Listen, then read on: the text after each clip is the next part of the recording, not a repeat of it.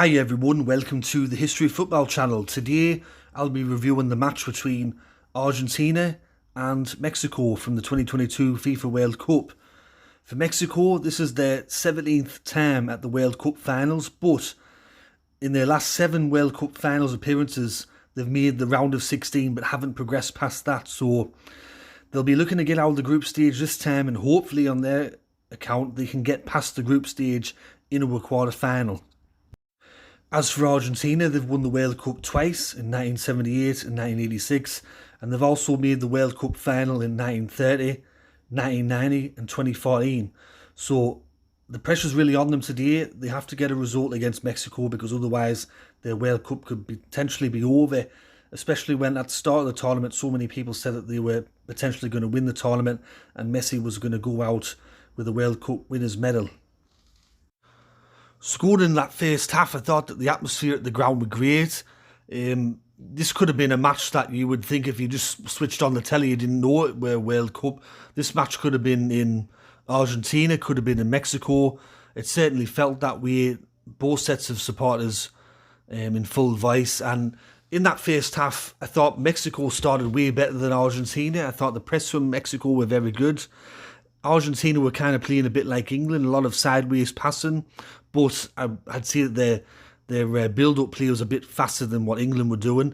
But whenever they tried to get forward, they were just putting a lot of misplaced passes together, giving the ball away cheaply, which meant that Mexico could get them on the counter. However, Mexico didn't really have the quality to do much in that first half. They did have 2 free kicks at the Argentinian goal. However, when you've got someone like Emi Martinez in goal, who's very good for Aston Villa in the Premier League, you're going to have to do really, really well at a free kick to try and beat him. And on both occasions, he handled both free kicks quite soundly. I thought Argentina's best move of the half come in the 50th minute, in the 5th minute of injury time in the game, where the ball went out to the left and then it was crossed in. They ended up getting the corner out of that, but not really happened after that. I thought in that first half that most of the Argentinian players weren't on the same page. I thought the only player for Argentina that did quite well in that first half was Di Maria. He run at the Mexican defence about 3 or 4 times, and he was asking questions of the Mexican defence, got around a couple of their players, but other than that, none of the other players really looked like doing much. Messi had to drop deep a lot in that first half, very, very deep actually. He was almost playing like a midfielder, and just also as well, just some of the diving from both sides, it was fucking embarrassing. Like some players were getting hit in the shoulder, grabbing their face, some were getting hit in other parts of their body and grabbing their face. It was laughable.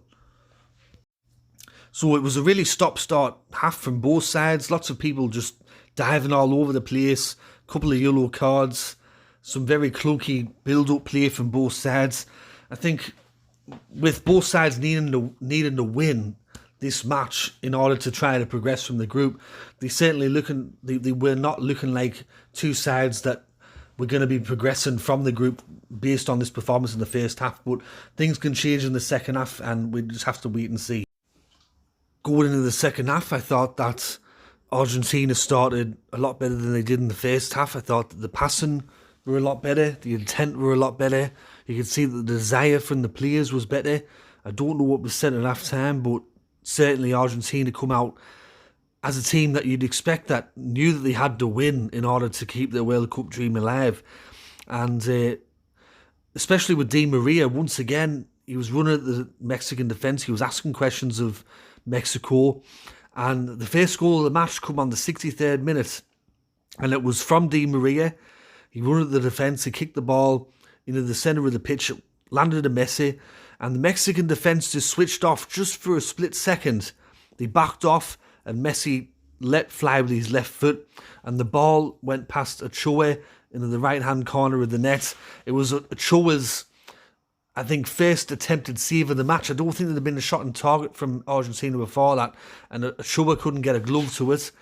Went into the net, and the Argentinian fans went wild, and Messi went wild, made it 1-0, and from there it was always going to be an uphill battle for Mexico, especially because throughout the entire game, Mexico really struggled to create anything. Defensively, they were good, but going forward, when it just come to that final third, they just didn't have any answers. Towards the end of the game, I think it was about 3 or 4 minutes before the end of regulation time, Fernandez got his first goal for Argentina. This one come from a corner. It was played short to Messi. Messi passed the ball to Fernandez. Fernandez did a bit of a step over. The Mexican defence once again held off, and Fernandez with his right foot curled the ball into the net. And Ochoa is a good goalkeeper, but he was no chance with that. He didn't get a glove to it. Sailing into the top corner of the net. Made it 2-0 to Argentina. And with about 5 or 6 minutes to go, there was no way Mexico were going to get 3 goals or 2 goals to even get a draw in this match.